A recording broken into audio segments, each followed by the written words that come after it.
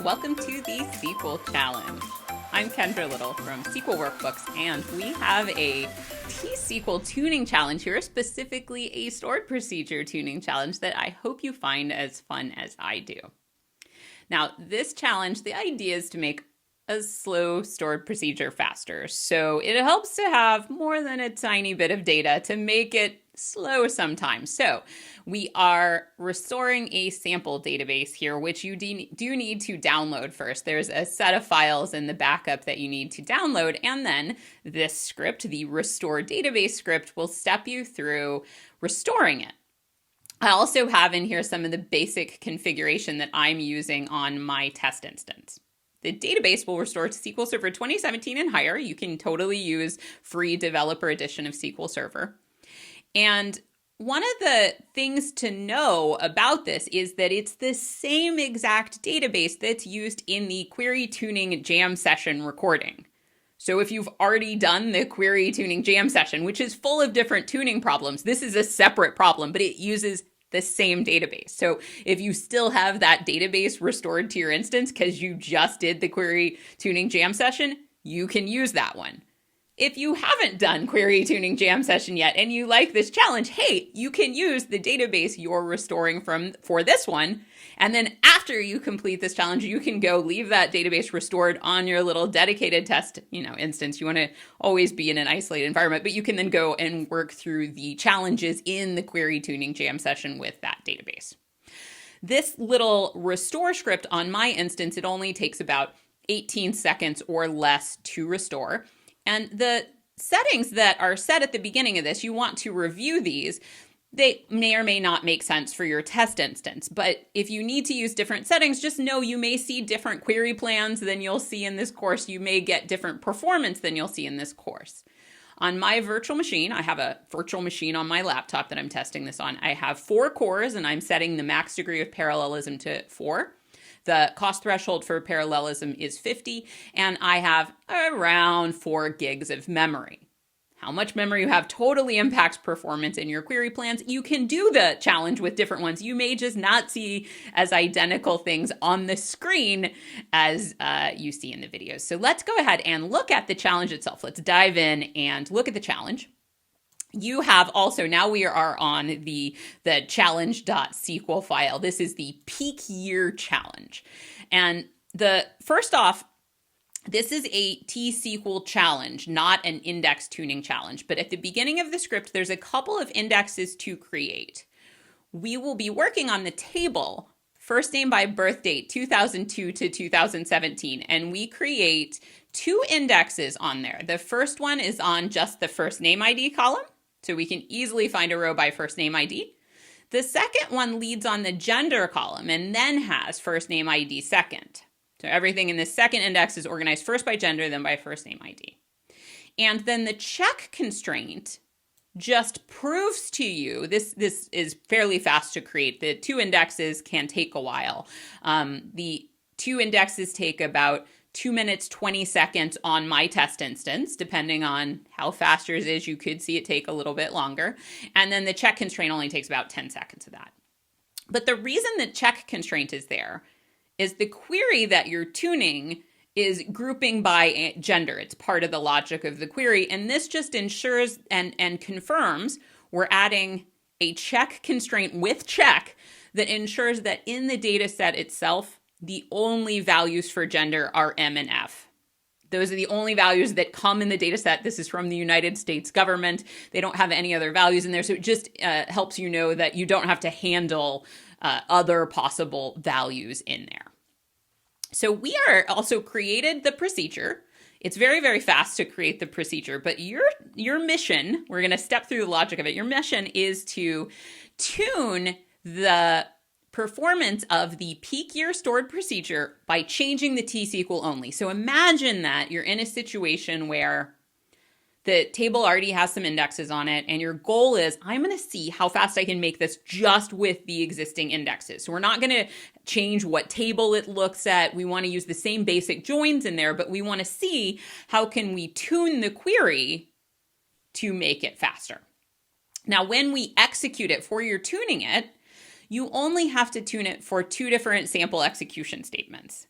the procedure takes 3 different parameters. And so I've given you samples of, we want to tune this for, one execution where we're giving it names that are very popular names in the United States, that we're doing, we're going to have a lot of rows who have these names.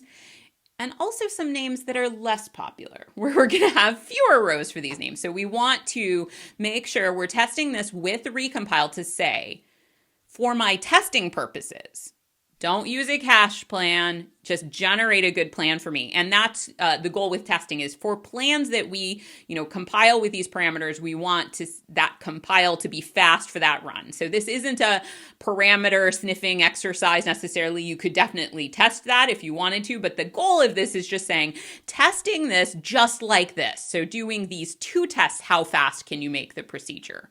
You could absolutely add a layer on and talk about plan reusability if you wanted, but we're really in this challenge focusing on the T-SQL. It's good to think about things like that too. So what does the procedure do? Well, the procedure takes in, as we said, 3 parameters, and this definitely could be changed around, right? We are saying we want first name 1, first name 2, and first name 3. So just for the purposes of this tuning, you can assume that you only care about this being run when all 3 of these parameters are provided, right? Because that's what our test executions are. There's definitely situations in the real world where it's not going to be like this, but we've got some complexity already in here. There's 2 common table expressions here. The first common table expression in the query says the common table expression is named MyCount. What MyCount does is it says, okay, I am going to restrict the data set to only those 3 parameters. So I'm only interested in names where it's one of the 3 parameters that you've given. We are querying from that first name by birth date 2002 to 2017 table, and we are joining to the ref.firstname table to get the actual first name. Now, this part of the query, this from part here, this isn't the part that you're meant to tune. Keep the same tables as the basis for the data. It's everything else that's up for grabs. In MyCount, we say, okay, for these names that you've passed in, what we want to do is we want to group by the name, and then by gender, and then by the birth year. So for that name, for every gender that appears for that name, because we may have boys named Sue and girls named Sue, right? For every gender that appears for that name, we want to also group by the birth year. So for each unique combo of the name, gender, and birth year between two, the table only contains data from 2002 to 2017, we want to count how many were born in that year that were given that name.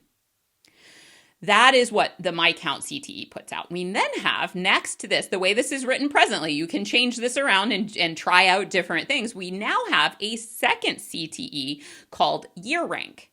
And year rank queries the MyCount. So MyCount is logically outputting that set of, okay, for the names you've given me, for a given combo of that name, that gender, and that birth year, what were the total babies with that name of that gender in that birth year? And then we rank them in the second CTE. So we are pulling some columns out. We have a little rename in here. So we just want the first name. We want the gender. We are renaming we are aliasing the birth year column as peak year. And then we're still pulling in the number born. That was calculated in the first query. But then we are doing some ranking with the windowing function.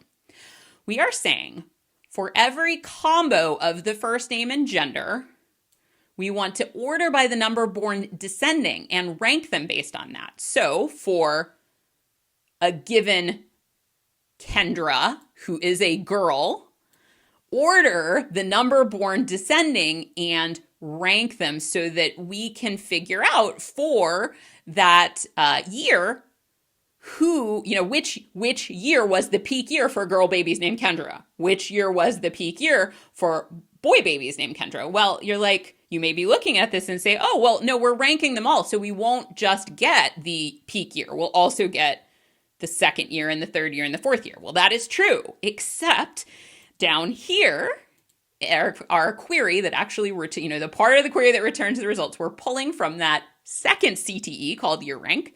And we're saying, well, we only want the rows where the rank is number 1. And that ensures that it is the peak year. So we are ranking them all and then saying, well, we only want to return the ones that are number 1.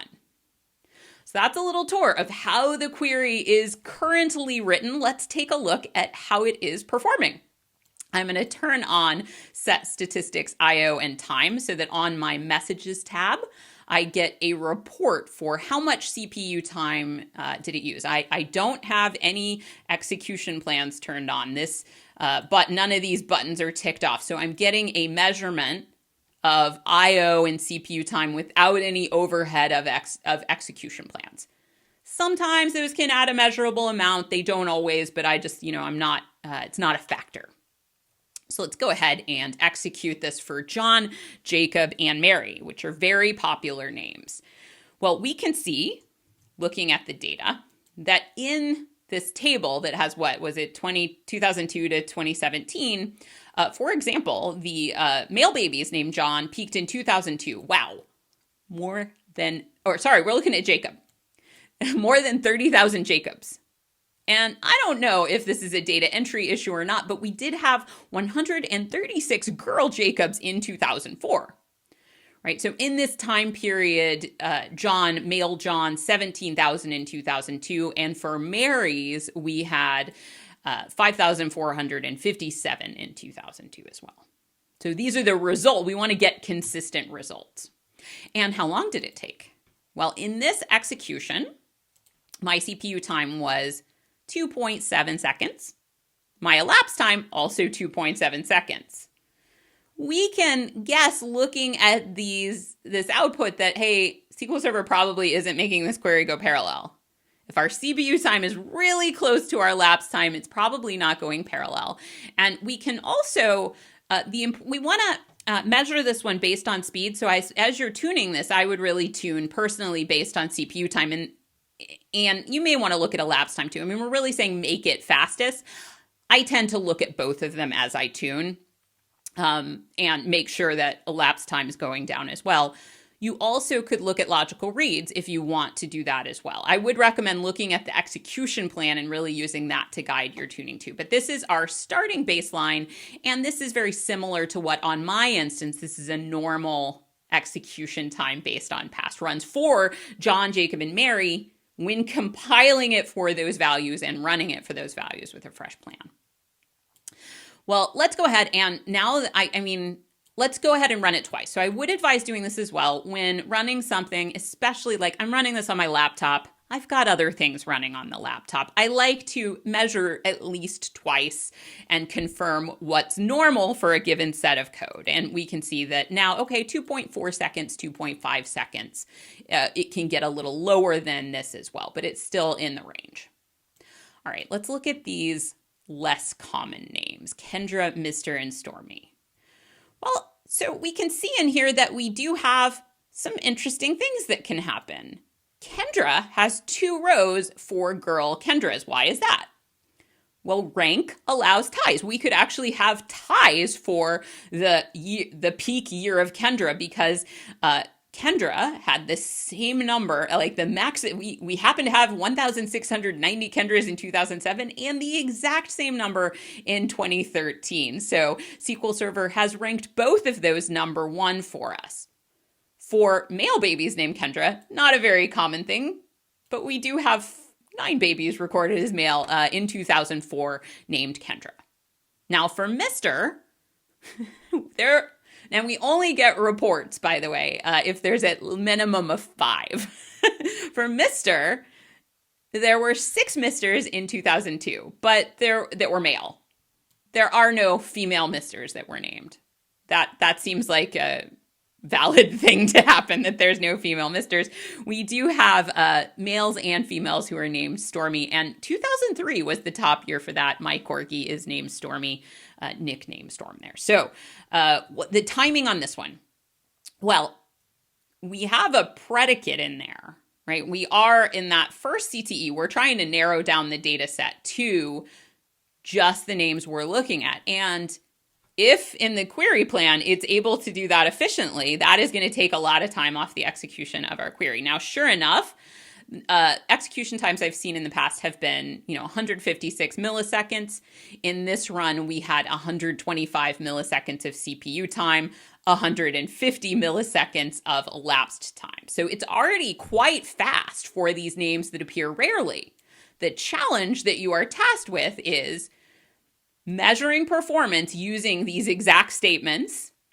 Don't change the indexes, only change the query. We want to keep the same results, but we want to tune this query as much as possible, and we want to see if we can keep this being fast for Kendra, Mr., and Stormy, and then make it as fast as possible for John, Jacob, and Mary as well. I'll see you. There's lots of fun. I think the complexity of this one, I think it's a really fun one to rewrite. So there's lots of different ways you can tweak this.